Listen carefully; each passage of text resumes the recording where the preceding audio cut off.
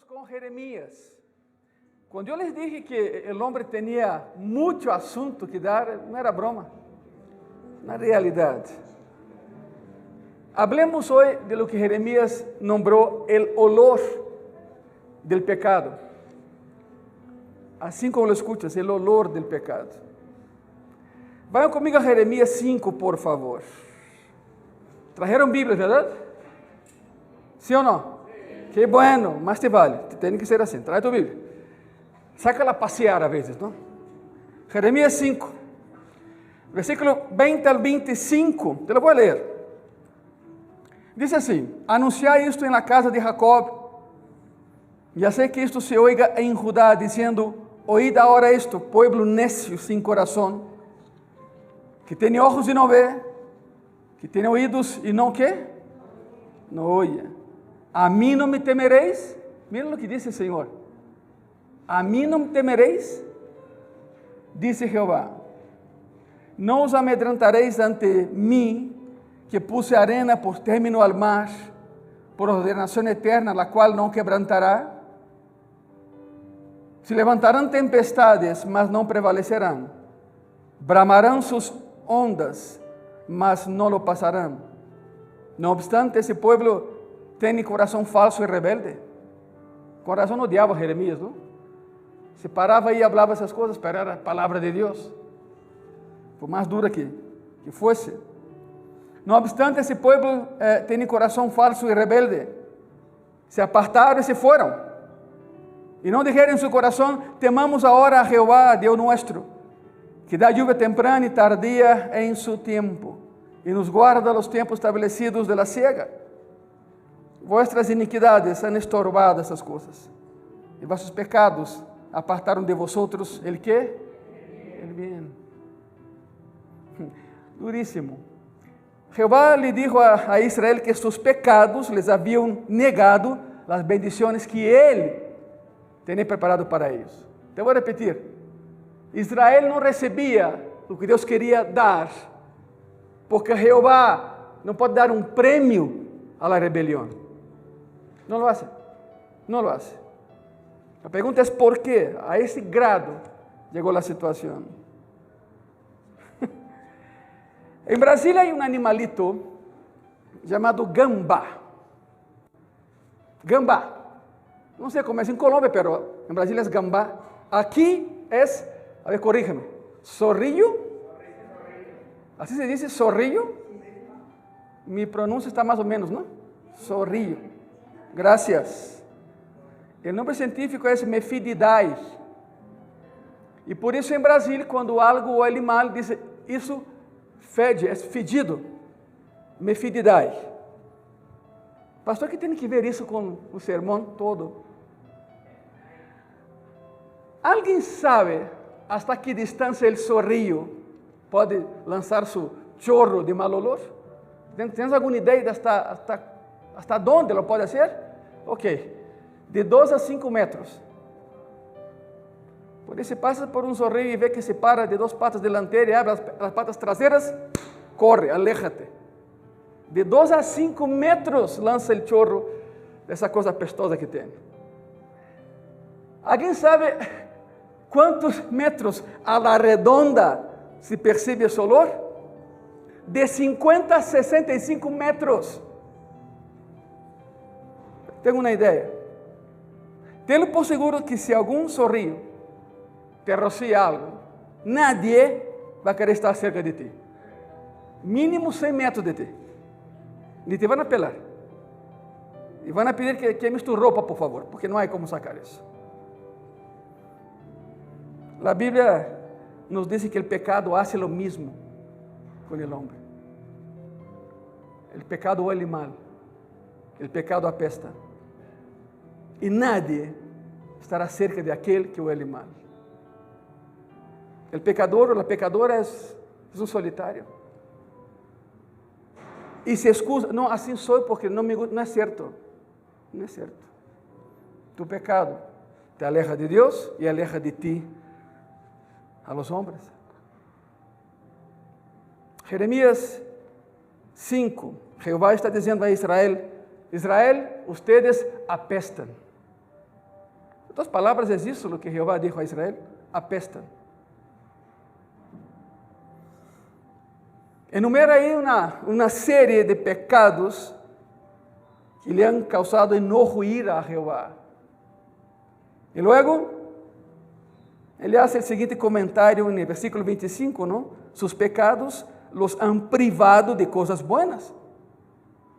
Tu pecado ha bloqueado mis bendiciones para ti. Hay un bloqueo. Señor, ¿por qué no me bendice? Señor, deja de pecar. Deja de apestar.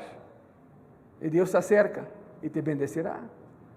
Hay personas que me escuchan por Spotify, es exactamente la misma situación de ser rociado por un gambá o por un zorrillo, como quieran llamar. Es lo mismo. Misma cosa. En comparación con el pecado, apesta. El ser humano apesta. Curiosamente, esa no es la única vez que Dios avisa a su pueblo sobre essa situação. Eu vou ler Deuteronômio 28, mire que curioso. Deuteronômio 28, versículo 23, diz assim: E los cielos que estão sobre tu cabeza serão de bronce, e la tierra que está debajo de ti, ¿de quê? Significa, não há lluvia e não há cosecha. Se acabou. Se acabou. Mientras estés pecando, não há lluvia e não há cosecha para ti.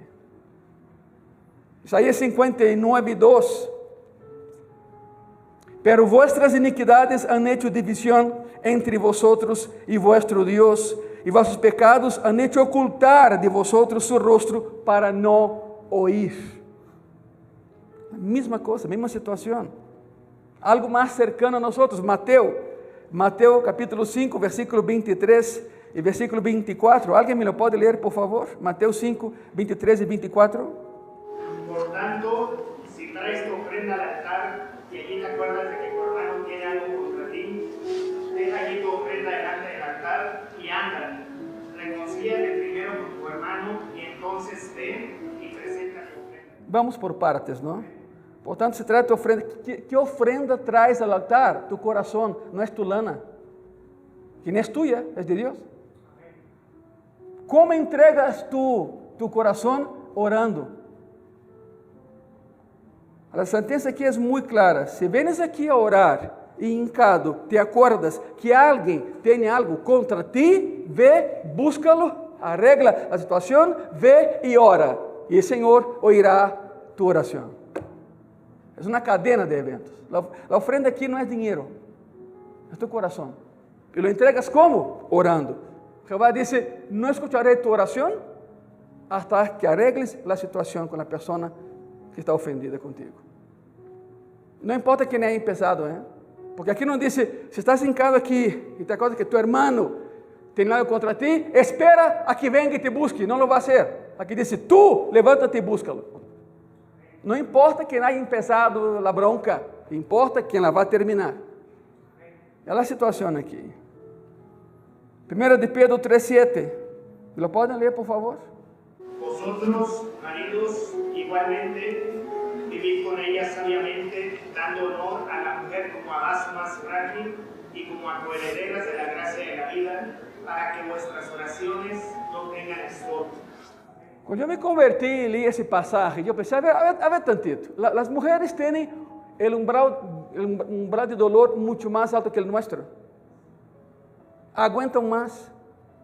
Estás pensando, algum varão está pensando, pastor, não é certo, a ver, dá a luz. A ver, uma vez em um congresso em Masságua, prediquei, foram 3 dias, prediquei, na igreja llena, Masságua, um lugar hermoso. E então, en el receso entre um sermão e outro, nos sentamos a tomar pues, um café, por supuesto um café, tiene que haber café em Masságua, ¿no? Amém. Então, aqui está pensando, por que não há té? Havia também, pero disso não falamos. Isso não falamos. Estamos sentados, o pastor da igreja e eu. Era um evento de Assembleia de Deus general, mas foi na igreja desse pastor. Então, havia uma irmã servindo café, passou, irmão Ângelo, muito. Eu disse, irmão Ângelo, vê essa irmã? Eu disse, sim. Deu a luz, falou, que padre, não? ¿cuánto tiempo tiene el bebé? Me dijo, un día. Le digo, ¿cómo? Mi esposa estaba, ¿no? ¿Cuánto tiempo tiene? Miró su reloj y dijo, nació ayer a las 10 de la noche, y eso era a 9 de la mañana. O sea, ¿cómo es posible? Como si nada. Bueno, digo isso para aqueles que pensam, não é certa vez, irmão, dá a luz, a ver se aguantas. Não é tão sencillo, verdade? Aqui é algo muito curioso. Vaso mais frágil. Quando eu me converti e li esse passagem, pensei, há coisas que não checam. Então, tive que estudar, tive que meter-me, tive que ir a ver o original e como estava. O que está aí é isso, dando honor à mulher como a vaso mais valioso. Não diz vaso mais frágil. Não há fragilidade nenhuma aí. O vaso mais valioso, em uma família grega, sempre havia um vaso de ouro em cada família. E essa coisa era muito grossa. E essa coisa era a ferramenta multiusos da casa. Se tinham que clavar algo na parede, o que eles usavam? O vaso de ouro. Se tinham que escavar a terra, o que usavam? O vaso de ouro. Se entrava um ladrão na casa, com que ele espantava? Com o vaso de ouro. Pediam por ele, porque o ladrão lo roubava e saía correndo, não? Pero bueno, tinha que haver uma recuperação do vaso de ouro. Então, o vaso de ouro não era frágil. Era a coisa mais resistente que havia na casa. Aqui diz, o original diz, cuida da esposa como tu tesouro, porque é um tesouro que Deus te ha dado. Hermanitas, digam amém, por favor. Ah, que bueno. A oportunidade era essa. Não la perdan, não la perdan. Não la perdan. Vaso mais valioso. E como coheredeiras da graça da vida, para que vossas orações não tenham que estorbo. O marido que trata mal a esposa, cierra o céu sobre sua cabeça. A oração não sale. A oração não vai, não chega. Todo isso são travas à oração. Todo isso olha a pecado. A pergunta dessa noite é esta: por que nossos pecados fazem com que Ele não escute nossas orações? Número 1, simplesmente porque Deus odia o pecado. Lo odia, lo abomina. Ama o pecador, pero que? Odia o pecado. Há um escritor chamado Tozer, e Tozer escreveu assim, é um teólogo muito bom. Tozer señalou, a ira de Deus é sua total intolerância hacia todo lo que degrada e destruye. Odia a iniquidade como uma madre odiou a polio que acabaria com a vida de seu filho. Há tempo que Tozer escreveu isso, ¿verdad? Pero sigue vigente. Deus odia o pecado porque corrompe a seu povo, acaba com seu povo e destrui a seu povo. Por isso ele odia tanto o pecado e não nos dará um prêmio por pecar. E devido a isso, causa e efeito, devido a isso, ação e reação, ele não tem intenção de recompensar-nos por nosso mal comportamento, por nosso pecado. Deus não dá bônus aos pecadores. Ele chama o pecador a quê? Al arrependimento. Vocês estão aqui todavia? Abre as vias do amor e diz, ven a mis braços, não peques mais. Em 3 ocasiões, Cristo sanou algo e ele disse, mira, ve e não peques mais, para que não te venga coisa pior que esta. Não peques mais. O problema é que o ser humano é muito complexo. O ser humano sempre vai escolher o caminho de melhor resistência em sua vida. Mais fácil. Elegirão o mal porque é mais fácil fazer o mal que o bem. Esse é o ser humano. E a vezes o mal é mais placentero que o bem, e por isso aí estão eles, actuando mal. Por lo tanto, se não há consequências desagradáveis por tus ações, continuarás haciendo o que estás haciendo. Por isso tem que haver uma consequência nas ações. E aún assim, pessoas que não aprendem. Não há como. Só Deus intervenindo nisso. Quando ponemos nossos corações em pecar, e insistimos en hacerlo, Dios simplemente se aparta y nos deja solos, porque olemos mal, apestamos. Básicamente, Él dice, ok, pues si quieres vivir así, adelante, pero no esperes que yo te ayude, no esperes que yo vaya contigo. Y Dios hace eso porque quiere enseñarnos lo horrible que es el pecado. Y por eso Él no da un premio, un bônus por pecar. Eu tenho um livro de Jimmy Carter. O livro se chama La clase es tuya, Mr. Presidente. Assim se passam nos salões de alunos ao novo maestro, não? A classe is yours, Mr. President. Jimmy Carter foi o único presidente dos Estados Unidos que tomava seu tempo para predicar em uma igreja em Washington em los domingos. Fantástico, não? Você quem hace isso? Saía da Casa Blanca com batedores e todo o que havia, chegava a uma pequena iglesita que havia já aí em Washington e dava a dominical. É presidente dos Estados Unidos, Jimmy Carter. E entre suas histórias, há uma que me fascinou. Miren isso. Isso ele contou a ninhos da escola dominicana. Está em seu livro. Aí vem, mira. A história é essa. Havia uma senhora que tinha um filho muito mimado, diríamos em México, berrinchudo, não? Eu não sei como é em Colômbia, pero Sérgio, como seria em Brasil? Uma criança... As palavras se me vão, ¿sabes quando disso, não? Já não me acordo, pero bueno, berrinche. Domingo te digo, porque ni yo ni él nos acordamos mesmo. Pero bueno, quédate com isso. Havia um ninho berrinchudo em algum lugar, ok? Um dia, uma abeja entrou por la ventana del cuarto del niño. El niño, al ver esos colores brillantes, comenzó a llorar porque quería agarrar la abeja, quería tomarla. La madre llamó a la nana que cuidaba al niño y la regañó. ¿Por qué llora el niño?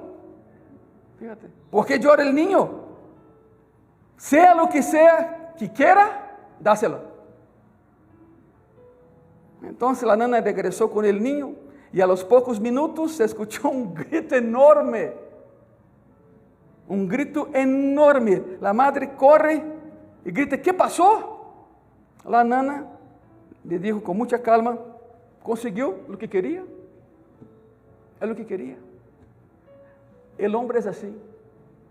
No sabe lo que quiere. Birra. Gracias, birra. Uma criança birrenta, algo assim. La nana dijo, consiguió lo que quería. Quando o ser humano logra lo que quiere, aun sendo malo, se goza, depois sufre, duele. El pecado sempre vai doler. La nana dijo, pues usted dijo, no señora, el niño consiguió lo que quería. Si decidimos abrazar el pecado en nuestras vidas, hermanos, hermanas y amigos que nos escuchan, Deus nos permite tener lo que queremos. Ah, ¿quieres isso? Tenlo. A ver. Te lo puedo asegurar, não nos vai gustar lo que vamos a conseguir, por más que lo busquemos. No nos va a gustar. Entonces, una de las razones de por qué Deus não escucha nossas orações quando pecamos é porque simplesmente Deus odia o pecado. Porque o pecado nos acaba. O pecado nos duele. Número 2, a segunda razão por la que Deus não escucharia nossas orações se pecamos é por la vergüenza. No la de Él, la nuestra. La nuestra. El pecado, iglesia, no solo huele mal a Dios. A nosotros también nos huele mal. Sabemos lo que hacemos, no hay excusa. Sabemos porque las personas nos evitan. Sabemos. Dentro de nuestros corazones nos damos cuenta de que es una locura presentarnos ante un Dios tan limpio, sucio como estamos por el pecado. Nos sentimos mal. As pessoas que pecam, sabe o que dizem? Não, eu não vou à igreja. E dão uma e outra excusa, mas não é por outra coisa. Sentem vergonha por seu olor espiritual. Sabem que estão mal. Evitam vir nisso. Evitam escuchar a Deus. Evitam escuchar predicações. evitan, como si eso ayudara de algo, ¿no? Y no es así.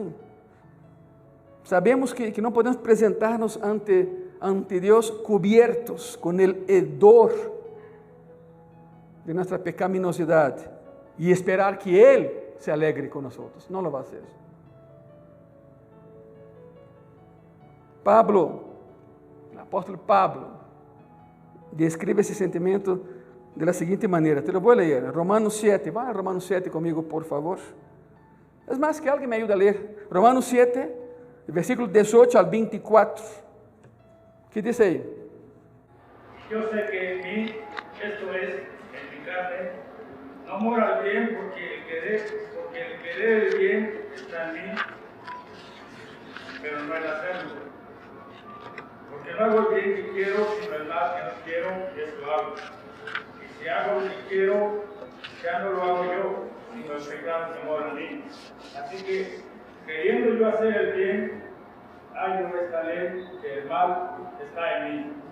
Porque según el hombre interior, me deleito en la ley de Dios, pero veo otra ley en mis miembros que se revela contra la ley de mi mente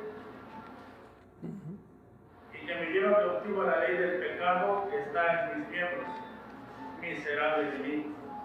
¿Quién me librará de este cuerpo de muerte? ¿Quién me librará de ese cuerpo de muerte? Bueno, debido a que el pecado nos avergüenza, el pecador evitará a Dios y Dios no escuchará las oraciones porque nunca ora. Dios no escucha lo que no se ora. Al igual que Adán y Eva, esas personas se esconden de Dios, porque al igual que ellos, saben lo que han hecho.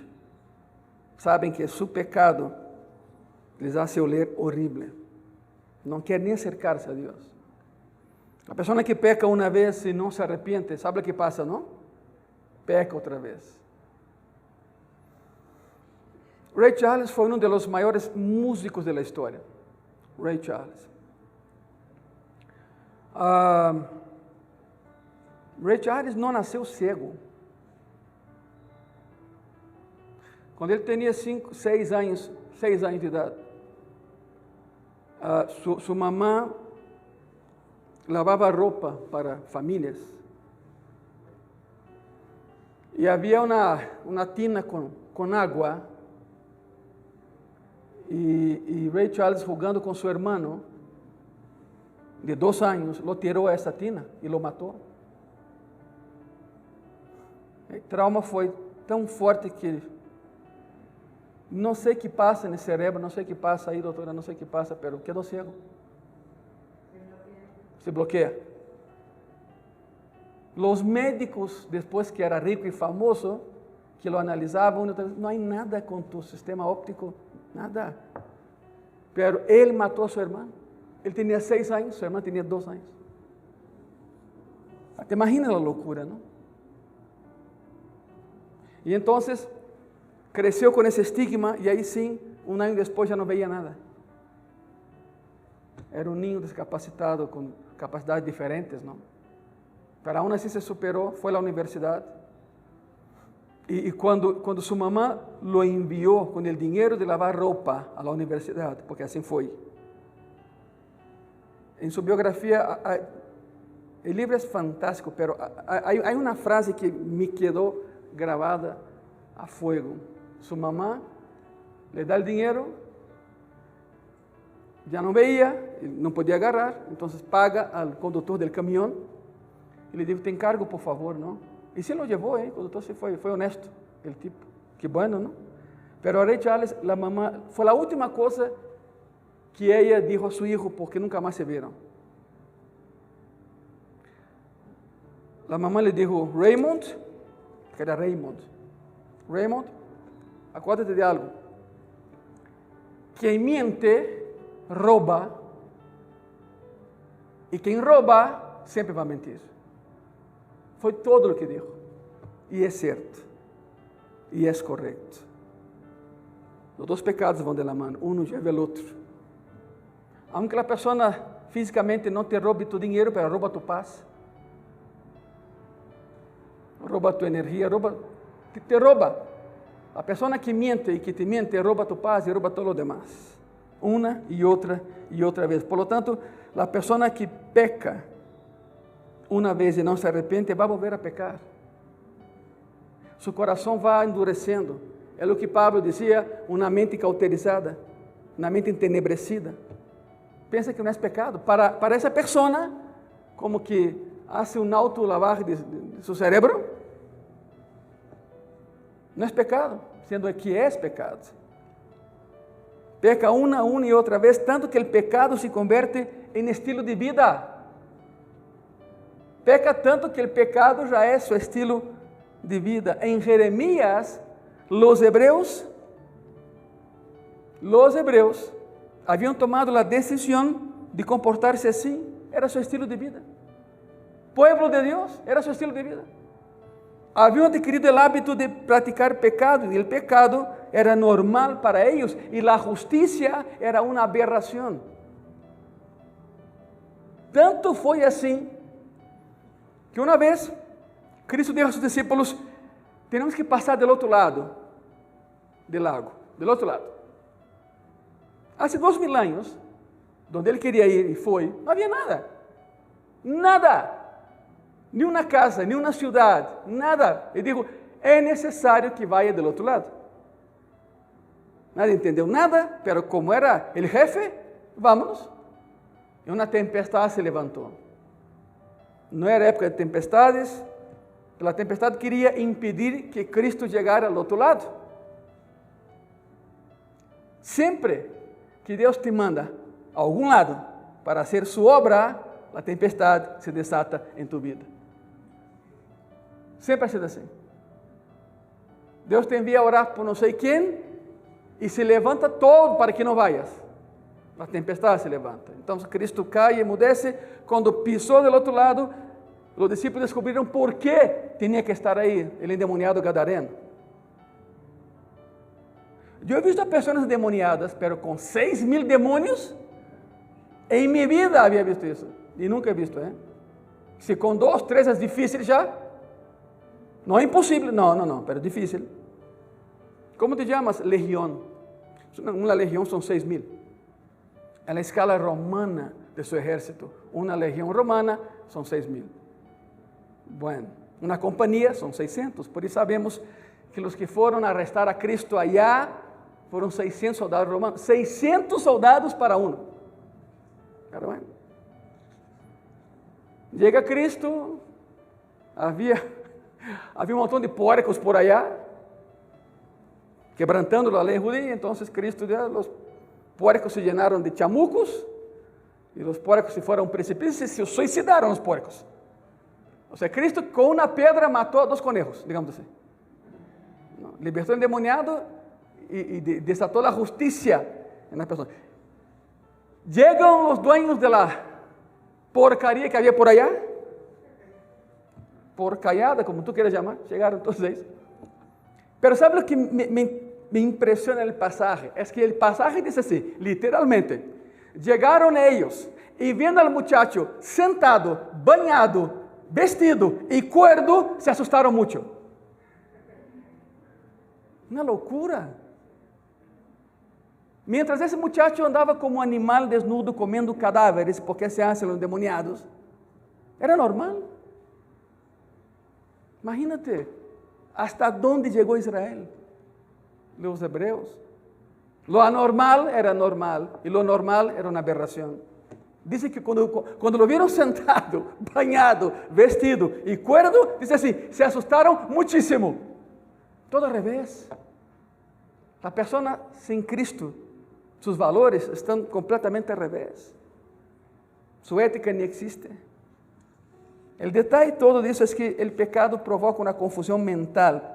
E a pessoa sigue pecando, já não sabe a realidade, ni onde está. Os hebreus haviam decidido seguir em sua vida de pecado, por isso Jeremias se levanta. Todos vocês apestam, todos vocês são pecadores. O que Deus queria para eles era justiça, não pecado. O que Jeová queria para seu povo é que fossem exemplos, ¿Por qué crees que Israel está geográficamente donde está? ¿Por qué no está aquí en América? Porque ahí era el centro del mundo. Las rutas comerciales, todas pasaban por ahí, todas. Oriente, Occidente, Norte, Sur, tenían que pasar por esa región y ahí el Señor colocó a su pueblo diciendo, en el centro del mundo están ustedes, impacten a los demás. Mientras los vecinos de Israel adoraban a más de 150,000 dioses, ellos adoraban a solo uno, pero se contaminaron. Salomón empezó a adorar los dioses de sus mujeres, el rey. Por eso había una ley para el rey en Israel. No te vas a juntar para ti ni mujeres ni caballos. Y uno piensa, ¿por qué caballos? Una razón muy sencilla. Y son dos razones. La primera es que el caballo está asociado a conquista. Israel no fue levantado para conquistar nada. Para empezar. Número 2. El mercado de caballos tenía el monopolio de un país llamado Egipto. Significa que para que un judío comprara un caballo, tenía que regresar ¿dónde? A Egipto, de donde Jehová los había sacado de la esclavitud a la libertad. Era regresar a la esclavitud. Y Salomón tuvo un montón de mujeres y caballos. Desobedeció por completo. Jehová quería que para ellos el pecado fuera la excepción, no la regla. Y fue la regla. Así que Dios no estaba diciendo que los israelitas habían tenido un mal pensamiento, habían dicho una palavrota. No.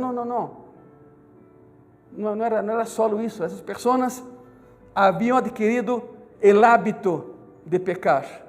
Era su status quo, aún siendo pueblo de Dios.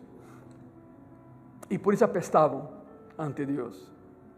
Esta era una nación de personas dedicadas a vivir vidas santas.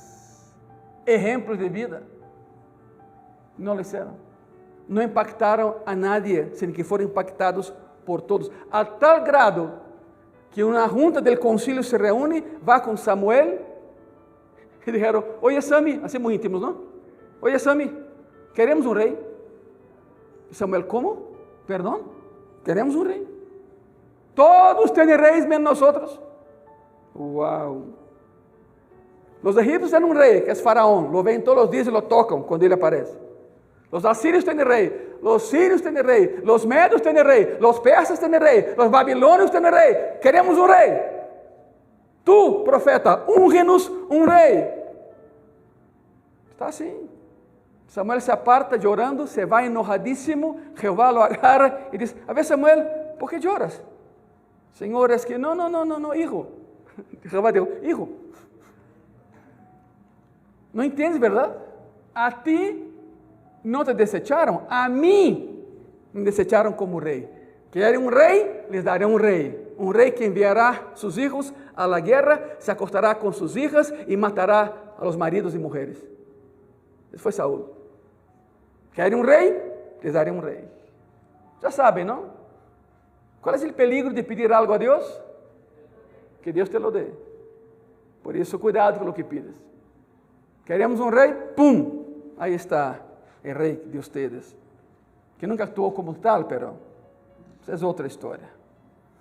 La gran pregunta es, si ese país, si esa nación fue levantada para algo bueno, para algo ejemplar, la pregunta es, ¿cómo pudo suceder algo así a Israel? ¿De qué manera? ¿Cómo terminaron así? La respuesta es muy simple, ¿no? Haviam aberto uma brecha em suas vidas e Satanás se colou. Havia uma brecha e por aí se colou Satanás. E uma vez que Satanás tuvo esse ponto de apoio em suas vidas, se apoderou mais e mais, hasta que llenou a Israel de pecado. Tanto é assim, que esperaram tanto o Messias e quando lo vieram, dijeron, temos que matá-lo. A esse grado chegou a apostasia. A apostasia é conhecer a verdade e alejar-se da verdade. Um ateu não é apóstata, não conhece a verdade. Tú no puedes rechazar lo que no conoces. Por isso Israel, apóstata. Pediram ao Messias, lo tuvieron e lo mataram. E lo mataram. Duríssima a sentença. Pero se Satanás encontra um ponto de apoio em tu vida, de aí se vai agarrar. De aí se vai agarrar. Um pastor haitiano. Sim, em Haiti há pastores também. Aparte, vemos tantas notícias malas de allá, pero hay pastores allá. Um pastor haitiano contou a seguinte história. Te la vou contar. Te vai ajudar, nos vai ajudar.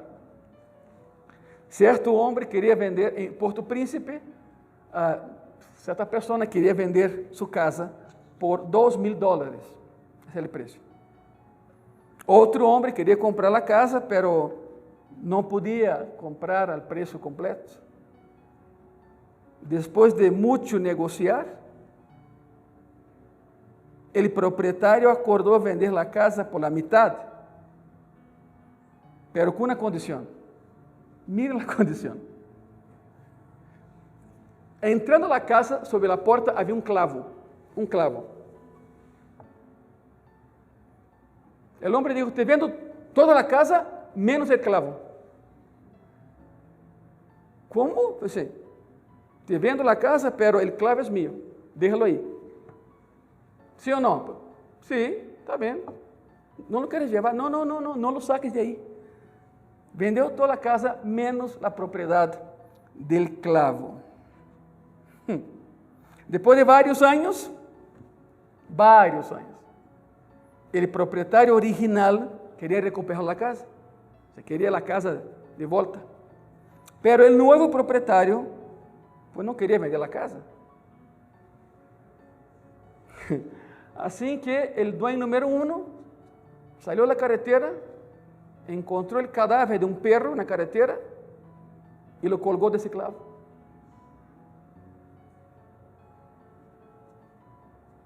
Muito pronto a casa olía tão mal, pero tão mal, que a família não podia habitar aí e então lhe venderam a casa ao dono original. Está pensando, pastor, que tem isso que ver? Mira nada mais. O predicador haitiano concluiu seu relato dizendo: mira como isso é direto. Se permitimos que o diabo tenha, aunque seja um clavo em nossa vida, lo usará para colgar aí sua basura podrida, haciéndola inhabitable como habitação de Cristo. Ponto. E acabou o sermão. E é correto. Se Satanás alcança a ter um ponto de apoio em tu vida, prepárate. Prepárate. Não te vai possuir, não, eres cristiano, pero te vai ser a vida impossível. Simplesmente porque deixaste um clavo. E aí se vai colgar. E vai avançando, e vai avançando. Se derramos espaço para que Satanás ponga um clavo, com o tempo encontrará a maneira de apestar toda nossa vida. Porque o pecado huele mal. O pecado apesta. ¿Sí me escuchan bien? El pecado crea un hedor que es difícil de soportar. Mucha gente comete el error de tratar de tapar ese olor haciendo buenas obras, siendo amable con los demás, ayudando a los más necesitados. Todo eso está bien, fantástico, hazlo. Pero no por la razón que quieras hacer, no es para tapar algo. Son personas que se convencen a sí mismos, a sí mismas, de que la fragancia de una buena acción cubrirá el hedor de su pecado. Se engañan a sí mismos, ¿no? ¿Cuántos aquí en su adolescencia, algunos todavía están, pero ¿cuántos aquí en su adolescencia tenían educación física entre una clase y otra? Dios. ¿Cuántos estudaban un montón en educación física? ¿Qué hacías tú? Te bañabas de perfume. porque não havia tempo para banhar. Já está na casa de matemática, vamos! Há pessoas que entre uma e outra passam tanto desodorante, põem tanto perfume que podem asfixiar um caballo. E não funciona. Sigue apestando. E agora mais todavia. Não funciona. Não puedes tapar o olor. O que tens que fazer tu? Lávate. Solo assim. O pecado huele mal. Por mais perfume de boas ações que hagas tu, não podes esconder o hedor do pecado. Huele mal. Tens que lavarte. A Bíblia nos conta a história de um homem que era muito justo. Uma vez dijo que sempre se havia enorgullecido de sua própria justiça. Ele era o mais justo.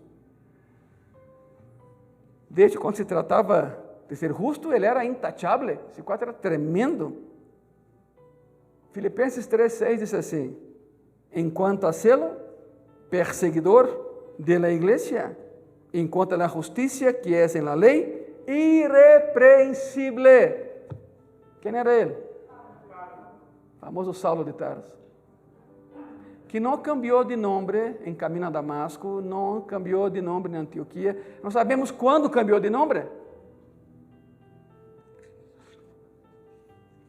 Havia sido fariseu, um fariseu muito respeitado em los dias da igreja primitiva, e para ele os cristianos eram hereges.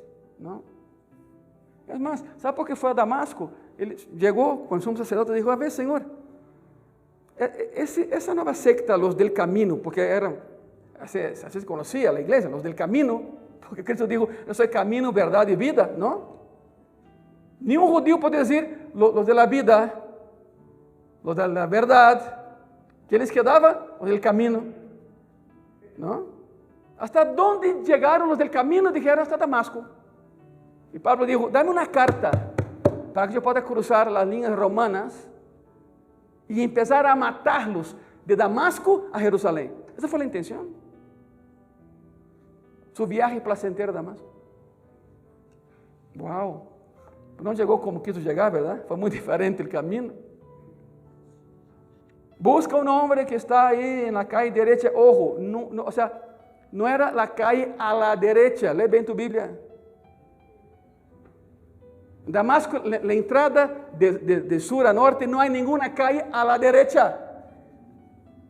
Lê bem tu Bíblia. Todos predicam isso, não? Pablo estava na calle a la derecha. Onde está isso? La calle derecha, disse. La calle derecha. ¿Sabe por quê? Porque Damasco é como Tasco. Hasta rima, não? Damasco é como Tasco. Conhecem a Tasco?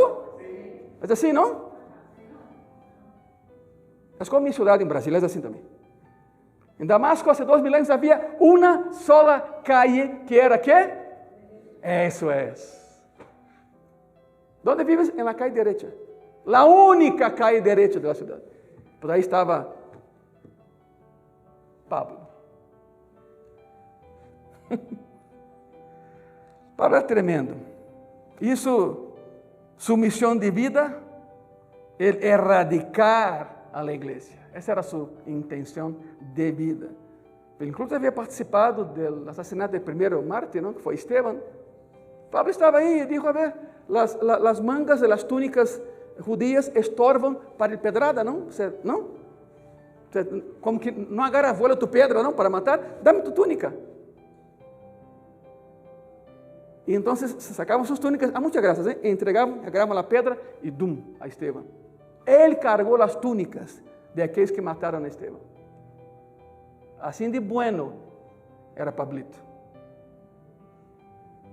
Assim de humano era ele. E um dia, já sabe a história, Saulo caminha a Damasco para matar a igreja e blá blá blá, não havia cavalo. Essa é outra, não? Que Saulo caiu del cavalo. Qual cavalo? Nunca houve um cavalo na história. Se caiu, estava caminhando.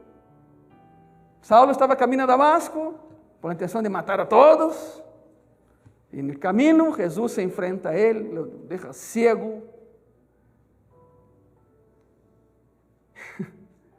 Y Cristo le pregunta, Saulo, ¿por qué me persigues? Directo, ¿eh? Saulo, ¿por qué me persigues? ¿Quién eres tú? Escuche eso. Señor. Sí sabía quién era. Sí sabía quién era. Quizás Saulo, muy joven, había visto a Cristo predicando. ¿Quién eres tú, Señor?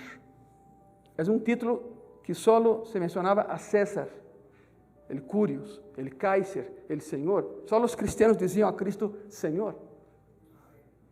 ¿Quién eres tú, Señor? Yo soy Jesús de Nazaret, a quien ustedes persiguen. Soy yo. ¿Qué haré, Señor? Levántate como puedas y entra a la ciudad como puedas y ahí te diré qué tienes que hacer. Como pudo, llegó a Damasco. Y mientras estuvo ahí en Damasco, hizo cosas buenas, escuche eso, para tratar de tapar su hedor. Durante 3 días ayunó y oró. Nadie le dijo que hiciera eso, lo hizo. Intentando tapar su error. No se puede. Pero por mucho que eso reflejara su deseo de perdón, esas cosas buenas pues no pueden lavar el hedor del pecado. Y aquí viene, Hechos 22, del 12 al 16. Mira qué curioso. Entonces uno llamado Ananías, varón piadoso según la ley, que tenía buen testimonio de todos los judíos que ahí moraban, vino a mí. Y acercándose me dijo, eso es completamente fantástico, ilógico y una locura santa. Hermano Saulo, hermano. ¿Te imaginas Ananías en su casita leyendo la Torá, ¿no? Como todo judío, leyendo la Torá y tomando café, claro, ¿no? Ahí está. Tranquilo, tranquilo. Fantástico. Y escucha, Ananías.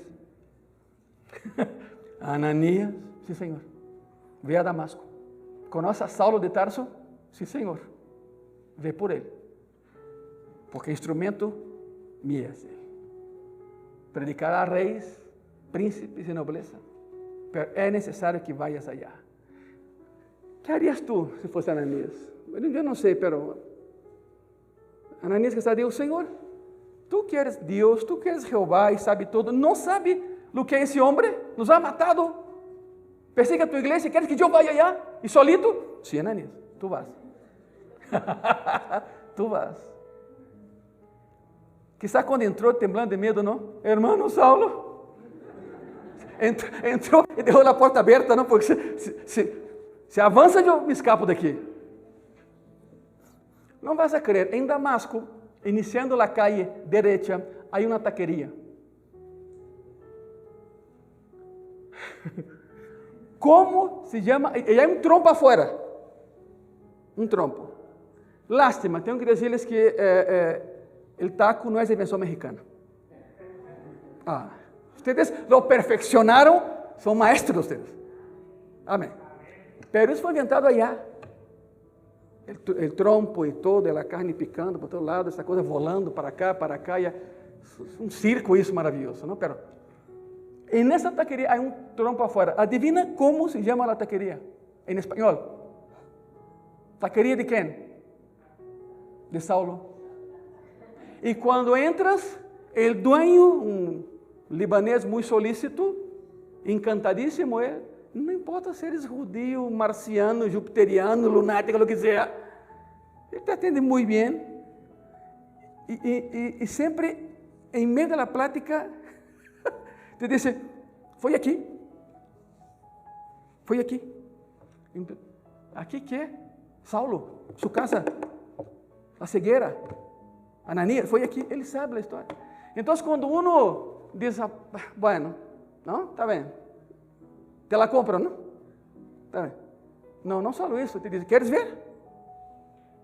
¿Quieres ver? Y entonces vas con él atrás, donde hay una adega es una cava de vinos, hay una trampa en el piso, y cuando abre, y cuando bajas, hay los cimientos de una casa. Y si todavía dudas que esa es la casa que Pablo tenía allá,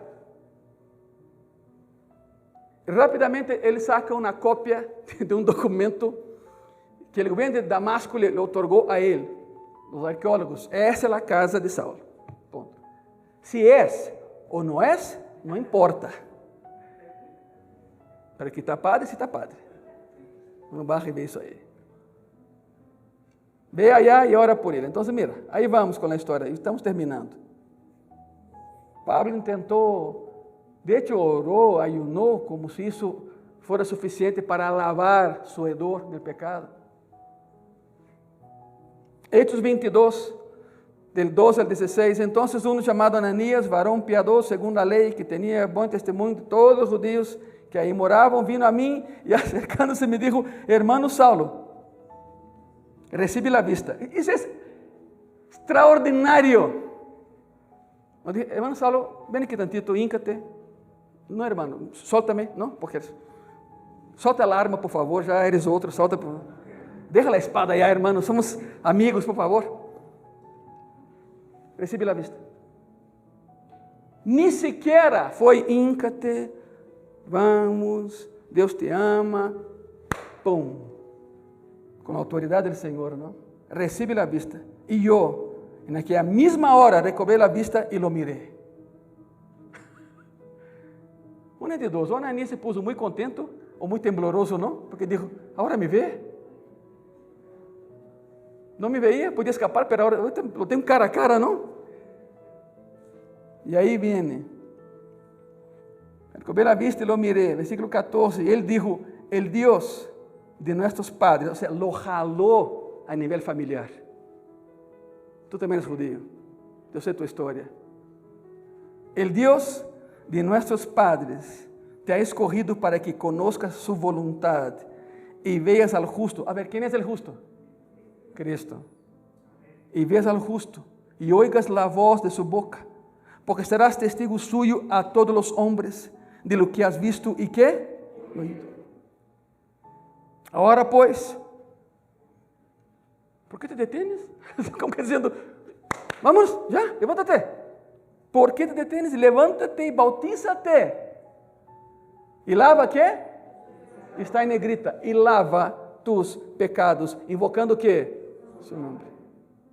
Não basta orar, dar dinheiro, ler a palavra, arrepiéntete e deja de pecar. Esse hedor solo sairá de ti quando a palavra te lave. El lavamento de la palavra que Pablo menciona em Efésios. Não puedes desecharte, não puedes deshacerte del hedor del pecado encubriéndolo. Tienes que ser lavado. É o que Jeremias falou, é o que Pablo falou e é o que Cristo hace. Nos lava de todo pecado, através de sua palavra. Se põem de pé nesta noite, por favor.